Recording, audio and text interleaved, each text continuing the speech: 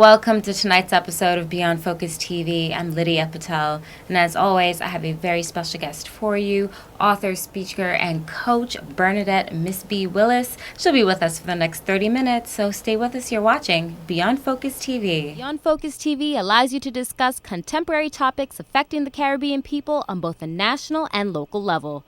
The show features informed guests who offer insight, debate, and evaluate various issues. Beyond Focus TV builds on the station's mission to provide useful information to the Caribbean people in New York and abroad. Beyond Focus TV, where our viewing audience can get educated, informed, and empowered. Welcome back. You're watching Beyond Focus TV. I'm Lydia Patel, and like I said, I have a very special guest for you. Miss B is here tonight. You're an author, you're a speaker, you're a coach. You do so many great things, so it's great to have you here. Thank you. I'm so happy to be here. And not to mention that you made the trek to actually make it over here, so thank you. We really appreciate that, and it shows a lot of dedication to your craft and what you're doing, so it's great to have you here. Yes, thank you for having me. But before we get into the book, before we get into all the great things that you're doing, who is Bernadette Willis? Who is Miss B? Miss B is someone who is always described as very sensitive, very caring. As a little kid, I would always, cry. I was just always was told, oh, you're such a sensitive kid. You're such a sensitive kid. But I think I was just aware of a lot of what was going on around me and not sure of what it was. But like you said, before we get into the book, but as a kid, I love to sing. And you know how they say, when you're a little kid, what do you want to be when you grow up? I said, either I want to be a singer. I said a singer or a nun. So I always I love music, but I also like helping people. I always saw myself helping people. So I would say I want to be a singer, or I'd say I want to be a nun. But I've always liked helping people. Wow, so that's great. So kind of talk about your childhood a little bit. Growing up on Long Island, family structure, and what kind of led to some of the choices you made in life? Definitely. Well, like you mentioned, I grew up in Roosevelt, and actually we lived on the part of Roosevelt that was next to Baldwin, and we actually lived around the corner from Eddie Murphy's house. My brothers at one time stole his garbage can when he was on Saturday Night Live. But it was just, kind of like that old school thing where kids went out and played double dutch, and I had such a good time growing up with my siblings and the neighborhood kids, and everything was just really, really, really great and fun until things started to shift. It was the mid-'80s, and I didn't know it at the time, but my mother became addicted to crack cocaine. So we moved to the other side of Roosevelt. So before, when we were near Baldwin, we had a big house, big backyard, always outside playing. Then when we moved to the other side of Roosevelt, when my siblings were separated, and it was just me and my sister, so we went to this big old house, so sharing a room and sharing a bathroom. So it was a little bit of a culture shock. Absolutely. Yeah, so I was like, well, what's going on? So I was like, it was a bit of a change. So I didn't know what was going on right away, but it wasn't until later that I understood what was going on, because the relationship with my mom started to shift a little bit, and she became very bitter toward me. And there was so many dynamics that were going on at the time. So I can go on and on from there. Should I, or should I wait for you? No, it's fine. Okay. But I mean, even as a sensitive kid, yes, and being so receptive to those things, yes. So mid-'80s, you're still a child, yes, and you weren't fully aware. You knew something had changed, yes, but you didn't know what attributed to the change. Yes. So when we were on that better part of Roosevelt, we were ingrained, still in church, go to church, go to church. So I had that spiritual base, so my sister and I continued to do that. Then we went to the other side. It wasn't pushed on us, but we still continued to do it. But what I noticed was that I think that's what it was, me being around all those people with all those sensitivities and life challenges and struggles. They turned to drugs and alcohol. It was, the height of the crack epidemic. Mm-hmm. It was placed in our neighborhoods to disrupt, our people, and, some people succumbed to it and some people didn't. But I always had, my neighborhood friends, and I had the church. It was basically those relationships that I had from childhood that really saved me and saved my life. Because one thing, what would happen was, we moved into a crack house. I didn't know it was a crack house, so we lived in a crack house. So my mom would, use rent money for drugs and get high with the drugs. So we would be like, first of the month, everybody get paid, good time. Then the drugs is gone, we get kicked out. So we would be transient, like every other month we get kicked out. So and you remember this? Yes, I remember it. So like when I didn't have any place to go, I would go to my friend in Long Island and out to Corinthia at my friend's house, spend the night at her house, spend the night at this one's house. So it was friends from elementary school that kept me, people in the church that kept us, that supported us. So even though there was a lot of, turmoil, there was a lot of love and support. And that's what kind of helped us, catapult. But I just remember, was saying, I can't wait to get out of here. I can't wait to get out of here. And then being so young. But what helped me get out was I got pregnant when I was 16. So, DSS, CPS, they were already monitoring us and coming to the schools and talking to us. Yes. But that culture, you just stayed in the house. You don't tell what's in the house. And I didn't. But after I had my daughter, she got sick.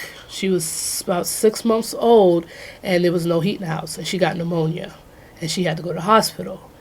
And seeing her with all those needles, and I just was like, I have to say something. So I did say something. Next time when they came, I said something, and I got me and my daughter, I got us out of there. And since then, I moved to upstate New York, still having that want and that need to help people. So I ended up, going to school for social work, working in the addictions field, did that for many, many years. And, now I'm taking what I learned, the personal experience, the professional experience, and the education, and I wrote a book.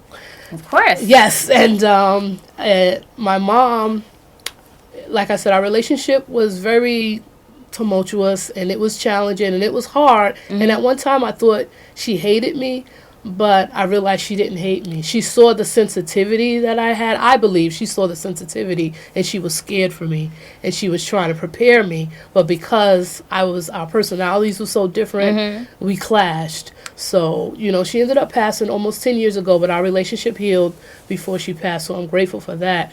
But what helped me is to put myself in her shoes. It's weird how death is. Like, you think you know, and you have no idea. Once I sat, and talked to her siblings. I was about to ask you, have you ever got the chance to kind of sit with your mom and just ask her why, or what made you go to that? Because you guys seem like you had such a stable foundation, and there's usually always something that would trigger. Yeah. Did she start using out of curiosity? Did you ever get that one-on-one moment with her? I never got that one-on-one moment, but one moment that I did get, when she passed, and her family come up. She was from Alabama. When my mother, I did the same thing she did. When she turned 14, she left Alabama and she never looked back. So it's like she experienced a lot. Like, she was friends with the 4 little girls who were burned in the church in Alabama. Like, she's experienced some things. So it's like, and I know that she raised her siblings. She couldn't be a kid because my grandmother had 10 kids, and my mother was the oldest. So my mother had to take care. But I didn't know that then. Maybe I would have had a little more compassion for her, more empathy, which I had later once I learned. But everything happens for a reason. And I know a lot of people, they don't understand. And when they have a family member that's an addict or an alcoholic, they want to blame them or have them become the scapegoat. It's like, we all have our vices, but we can't allow what's going on in our family members' lives, like, destroy our lives. Because I thought I was, I moved to Albany, I'm in the church, I got my good state job, so, you can't tell me nothing. I'm thinking I'm cute or whatever. And she ended up coming to Albany to live with me. And here I am, thought I was being a good daughter by allowing her to by returning what she's done for me as a baby and all her life. But I still had a lot of resentment and a lot of bitterness and a lot of unforgiveness. And I'm like, wow, it's like, you're not perfect. It's work that you got to do too. But hold that thought. We're going to take a quick break. Yes. Be right back. You're watching Beyond Focus TV. Stay with us.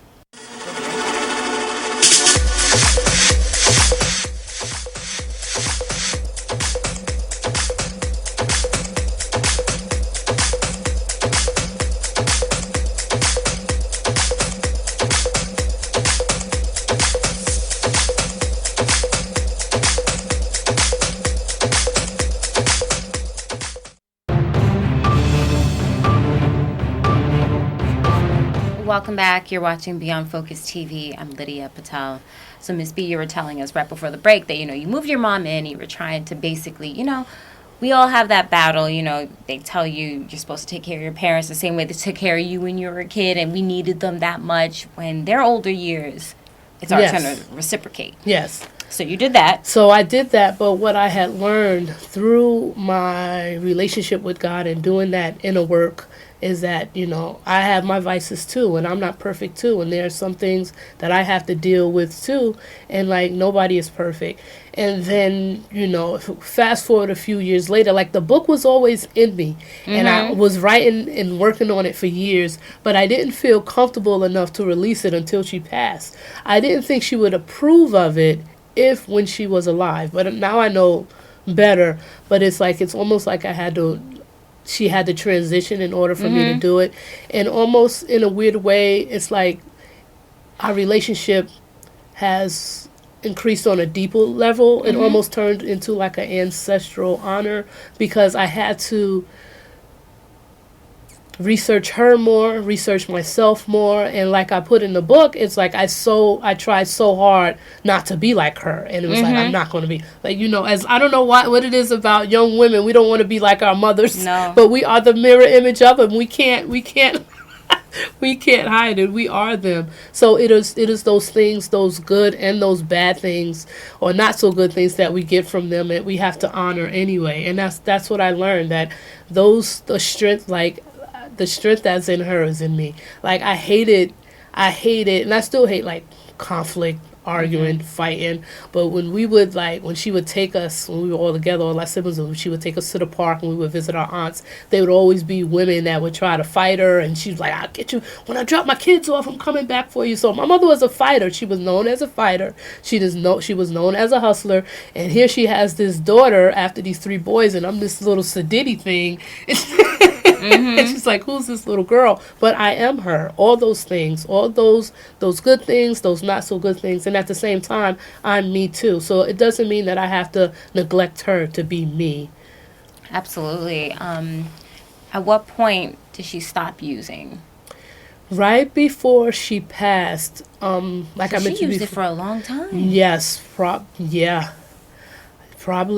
So even when she was living years. with you. Yeah.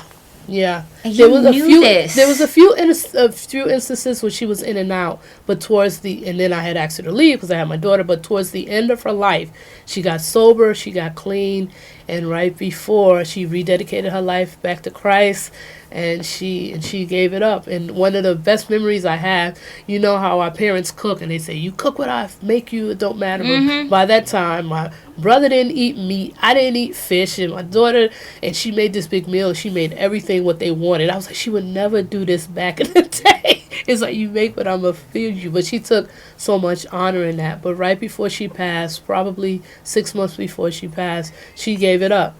She gave it up. That's she got good. Her life. So, in that sense, and I'm sure a lot of that went into the book. Describe the book. And there's actually, I saw a card in here, and it was an important message. It says, "Managing family addiction and alcoholism through empathy." Yes. What I learned was, like I had mentioned earlier, to put myself in her shoes. And once I put myself in her shoes as a young woman in Alabama raising 10 kids,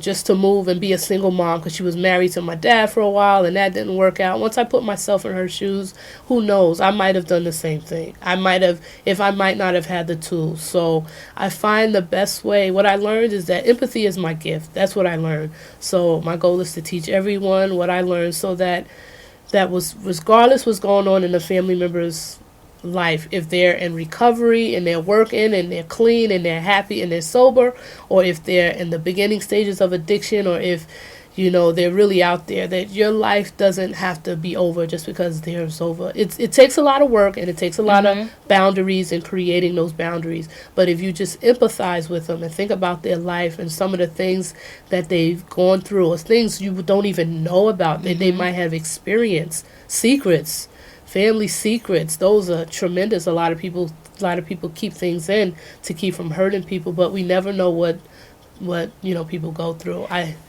So what's the best advice for someone who's experiencing a loved one or a close friend or family with addiction, and your first impulse, knowing myself, yes, I get frustrated. Yes. Because they should be, better, do better. Yes, yes. But they can't, and you're talking to them so they're blue in the face, it doesn't matter.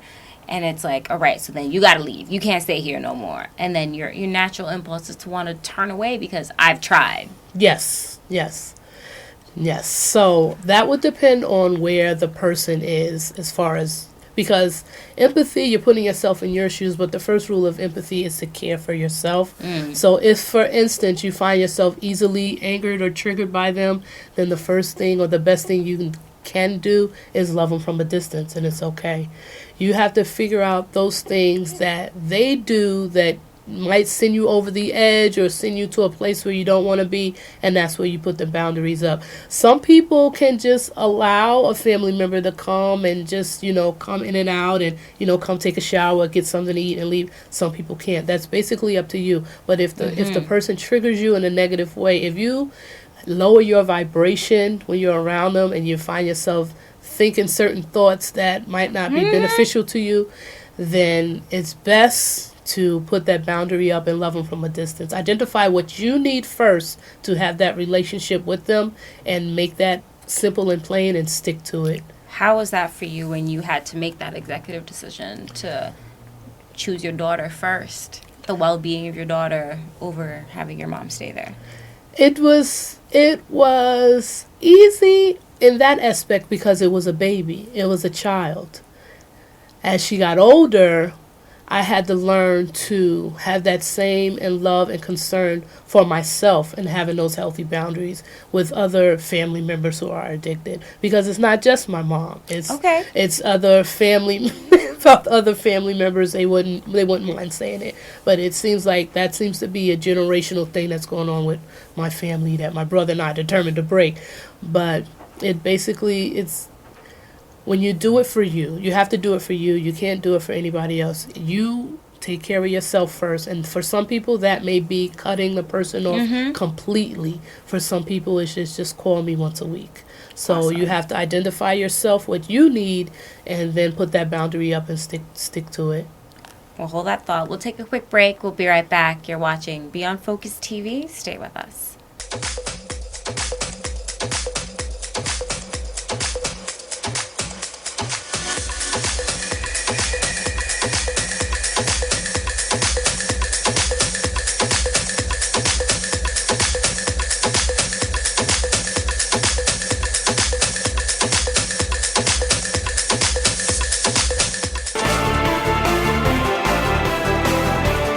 Welcome back. You're watching Beyond Focus TV. I'm Lydia Patel. So, Miss B, you've got this book under your belt. Yes. You've got another book. Yes. As well that actually is a collaboration, basically. Yes. I would like to say, share some insight on that. Well, this book is The Game Changer Life, the anthology, and it's by Samira Jones, and it takes stories of people of their game-changing moment.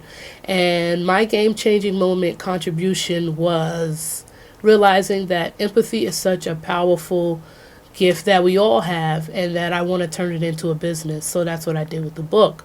So many people from around the country dedicated their story, and our story coach was the great master teacher, Kim Coles, actress, comedian from Living Single, Living Color. You guys all know her, but it was just wonderful to work with her and have her help us to craft our stories. And so many wonderful people have great stories. It's like we all struggle and go through things, but we want to keep it bottled up. But if we can help someone by telling our story, it's all worth it. That was my goal, was just to help someone. And it's like I'm realizing that I am. And it feels good to do that. Absolutely. How do we get in contact with you? Because you have these great books, and we want to be able to purchase the books, maybe get more, have you come out and speak, you do coaching. Yes.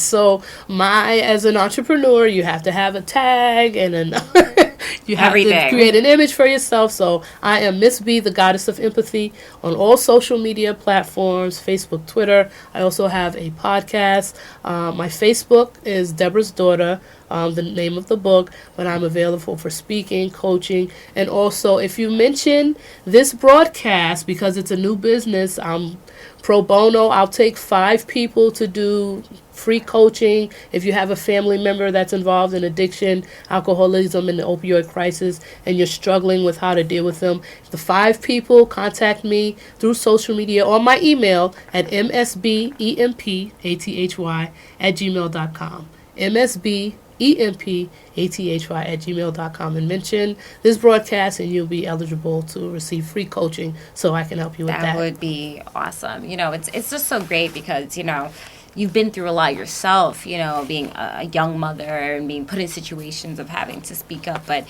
in weird ways, sometimes your daughter was your saving grace. Yes, exactly. And I remind her of that all the time. Ticket out, She was your ticket out, your golden ticket. Yes. But, and sometimes God would, because no one wants to be a teenage mother and lose that, now you have to really step up to the plate and do that. But it was trade-off. Yes, exactly. It was a trade-off. So it's not to be looked at in a negative way at all. Exactly. What do you have planned for the rest of 2020? Well, the rest of 2020 is taking this business, Empathy Empowers, to the next level. I've been traveling, speaking, and doing coaching, and the ultimate goal is to turn this into some type of I want to say advice column or something that's really a platform for people to just get advice, and so we could help each other, because the opioid crisis is just a resurgence of the crack epidemic. So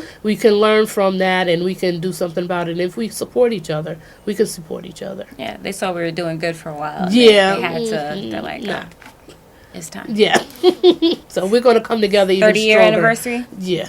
Sprinkle something on it. Sprinkle something on it.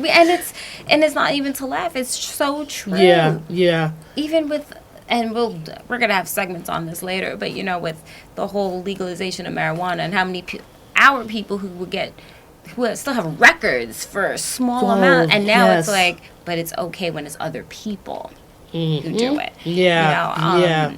So it's and then couple that with, if you're not from here, if you're Caribbean and you're living here and it becomes green card violations and all these other things. There are people who have been in situations for something so small. Yeah.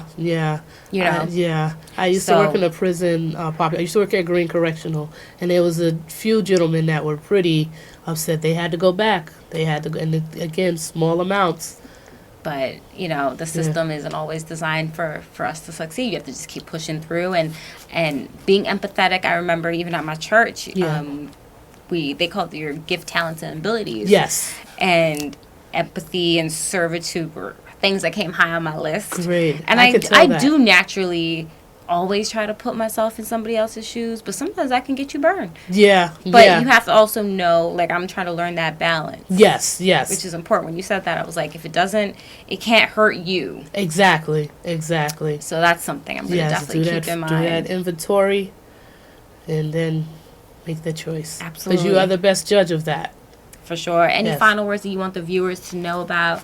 Anything that you want them to know directly from Miss B? Just that empathy empowers. It empowers you. It empowers the people. And it doesn't mean you have to accept, nonsense. It's about taking care of you and taking care of yourself and taking care of our families and our community. So empathy does empower.